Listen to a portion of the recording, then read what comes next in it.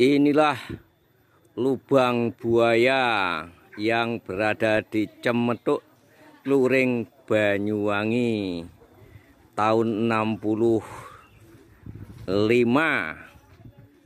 Ada undangan, yaitu haul seorang ulama yang mengundang ternyata kelompok PKI. Yang hadir adalah Ansor dan Banser. Sementara yang mengundang menyamar sebagai NU dan Fatayat. Ya.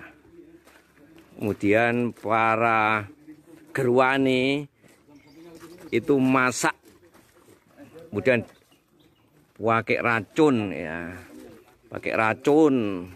Ternyata undangan yang 62 itu mati semua.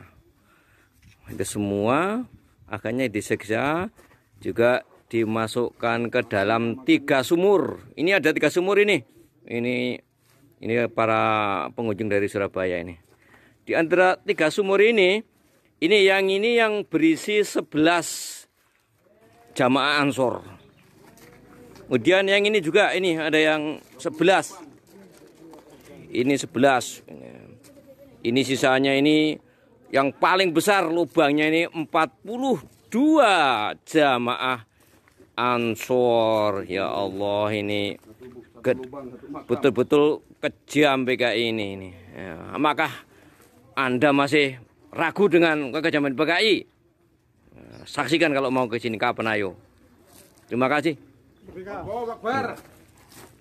Takbir. Allahu Akbar.